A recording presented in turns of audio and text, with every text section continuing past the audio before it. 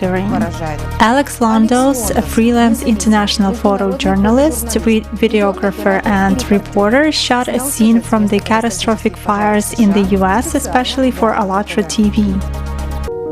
As you can see, I'm standing in front of two structures. These used to be cabins. I'm approximately 3 to 4 miles away from South Shore Lake Tahoe.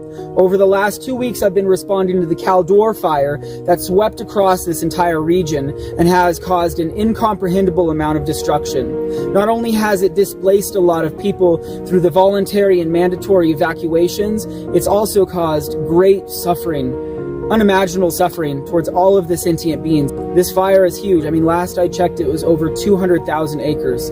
Now, I've been responding to forest fires since 2002. It was 2007, near this area, that I covered the Angora fire. That fire destroyed 242 homes and 67 commercial buildings. It was horrific. During that time, when I was 27 years old, responding to that fire, that was like one of the biggest fires in that area. I mean, in that time frame, in that region. I mean, now we're seeing more forest fires go from 0 to 50,000 acres, 80,000 acres within 5 to 7 days.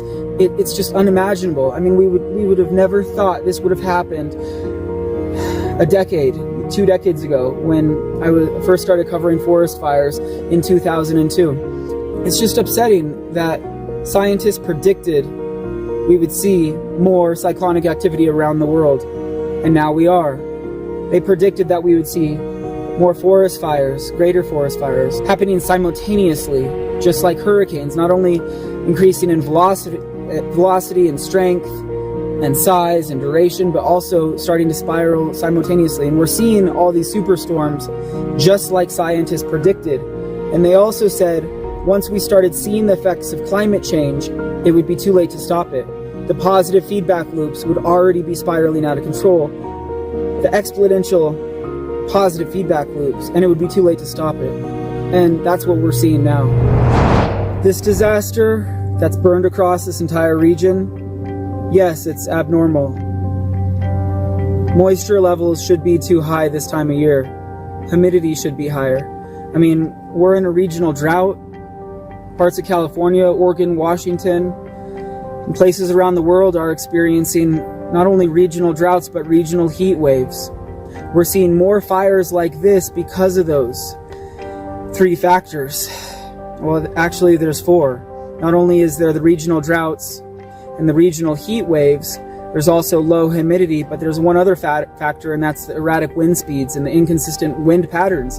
When you have huge numbers of firefighters, personnel, water tender trucks, police and veterinarians and nonprofits and the bulldoze operators and the aircrafts and all of these resources coming into a region to fight a fire, if you're dealing with the regional drought and the low humidity and higher heat or higher temperatures for that specific area or that region and erratic wind conditions, then you're going to see more mega fires like this get out of control. It doesn't matter how many resources you put towards a fire. If there's more wind speed and lower humidity, lower drought, then there's nothing that you can do to stop it. Disasters like this are happening around the world. They're happening more frequently. It's causing more suffering. It's killing more people. I mean, how much more is it going to take? I just don't know what else it's going to take. I mean, how many more homes have to be destroyed? How many more people are going to die? How many more superstorms are going to completely destroy and ravage areas around the world before more people start realizing that this isn't normal? The spread of misinformation has slowed down our potential progress, all the misinformation, and we're not where we need to be as a society. What is my message for humanity?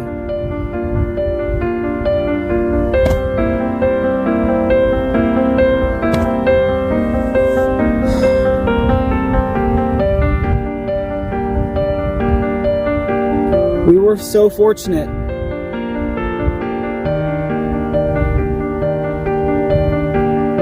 to be alive on this planet. We had everything that we needed. And because of greed, capitalism, the monetary system, people living outside of their means, buying and owning things they don't need, buying and owning things that don't serve a purpose, wasting resources, wasting food, wasting water, throwing stuff away in the landfills, just being so disrespectful to this earth, not cherishing and valuing what we have on this planet and how fortunate we were to be born on this planet, on this earth, and alive today. It's disgusting how we've destroyed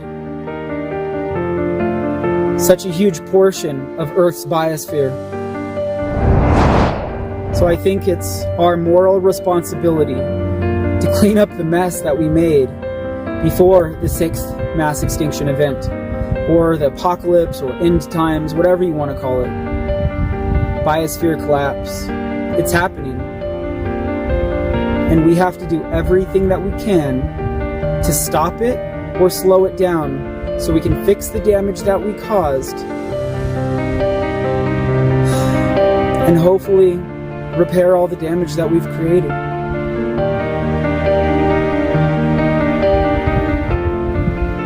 That's what I have to say.